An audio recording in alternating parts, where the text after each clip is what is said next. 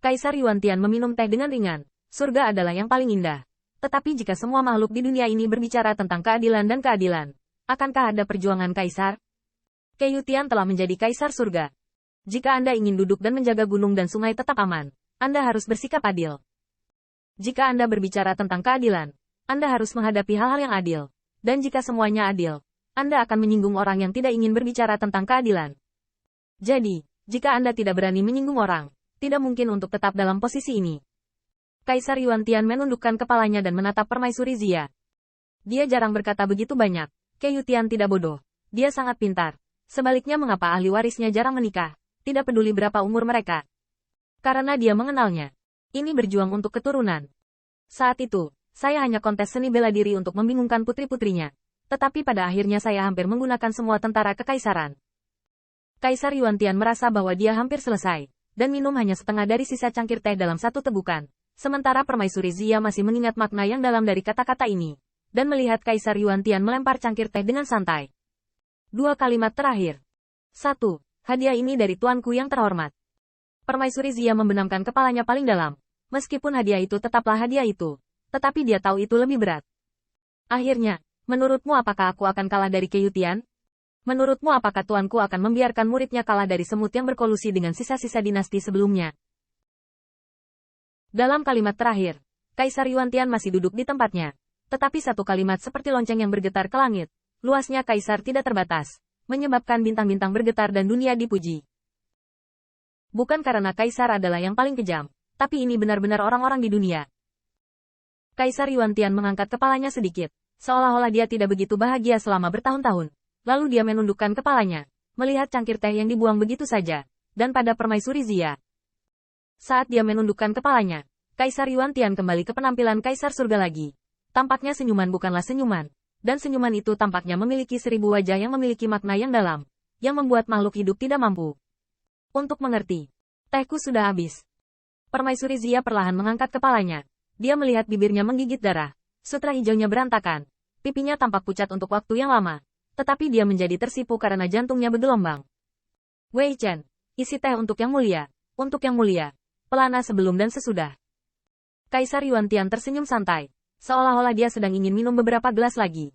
Dan menyaksikan dengan tenang ketika patriark klan Kaisar menuangkan teh dan air untuknya.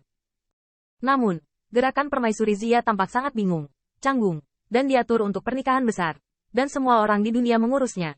Pada saat ini, teh mengisi dan menuangkan yang paling umum tampaknya tidak berhasil.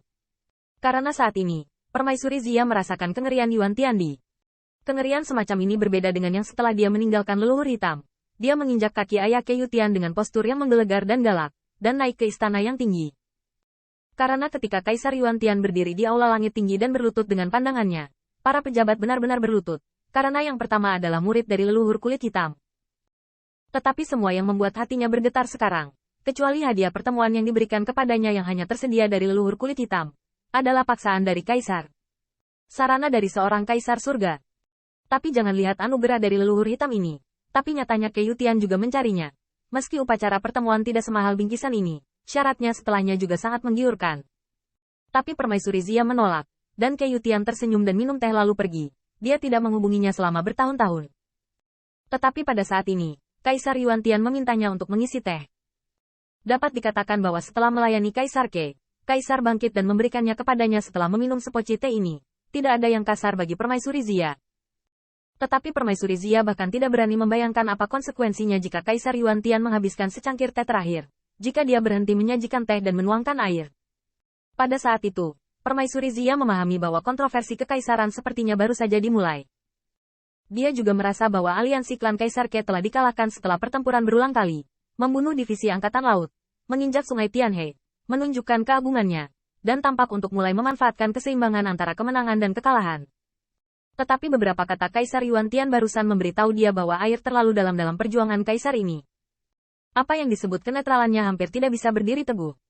Hanya ketika dia memilih kapal untuk menginjakan kakinya, dia dapat menyelamatkan nyawa keluarganya. Yang mulia, tolong. Setelah beberapa saat, Permaisuri Xia akhirnya membuat teh dengan tergesa-gesa, dan Yuantian Di juga sangat tertarik. Tetapi ketika Kaisar Yuantian mengambil cangkir teh, dia melihat suara permaisuri di luar istana Senzi, yang jelas terlihat cemas. Yang mulia, ledakan. Permaisuri dan permaisuri tampaknya tidak menganggap Istana Senzi sebagai tempat di mana seseorang harus mengetuk pintu untuk masuk, dan itu adalah tanah raja di dunia. Saya melihat permaisuri dengan tergesa-gesa melangkah ke istana, dan permaisuri Zia melihat bahwa kekuatan kaisar melonjak di sepanjang jalan, menutupi dunia Istana Senzi dengan lapisan cahaya dan menyegel. Niang, ayah mertua. Ketika melihat compang camping dan penampilan yang lebih malu dari permaisuri dan dewa kaisar gajah, permaisuri Zia tidak bisa menahan diri untuk tidak tercengang. Ketika Kaisar Yuan-Tian mendengar suara permaisuri, harapan melintas di murid-muridnya, tetapi ketika dia menoleh dan melihat penampilan wanitanya sendiri, dia menghela nafas. Salah. Dia secara alami tahu bahwa niat permaisuri untuk pergi ke dunia cacing pemabuk bukan dalam anggur, dan bahkan inilah yang dia diskusikan dengan permaisuri. Kaisar Yuan-Tian telah mengharapkan sesuatu, tetapi sepertinya dia melewatkannya, dan mengapa wanita itu tidak berpakaian seperti itu? Permaisuri tidak berbicara, tetapi Kaisar Gajah Dewa menggelengkan lengan bajunya, dan melihat orang yang kuat jatuh dari sana, posturnya bahkan lebih menyedihkan daripada permaisuri. Tolong, permaisuri. Jangan bunuh kami. Ketika semua kekuatan besar melihat Kaisar Yuan-Tian, mereka pertama-tama menarik napas dan tampak hampir tercekik, tetapi setelah melihat Kaisar tidak mengucapkan sepatah kata pun, mereka buru-buru naik ke kaki Kaisar Yuan-Tian.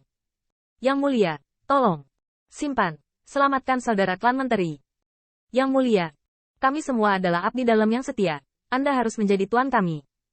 Kekuatan besar sepertinya ketakutan, dan kemunculan gambar ini membuat Kaisar Yuan-Tian tercengang. Apakah ini tembakan Huaxu? Salah. Jika Huaxu bisa dipaksa untuk datang dan menyelamatkan si anti pencuri, dia akan menang. Kaisar Yuan-Tian tercengang. Dia sudah bersiap untuk kehilangan. Tetapi wanitanya sendiri dan Kaisar seperti dewa compang camping, dan semua pejabat surgawi terkejut lagi. Hasil semacam ini tidak terduga.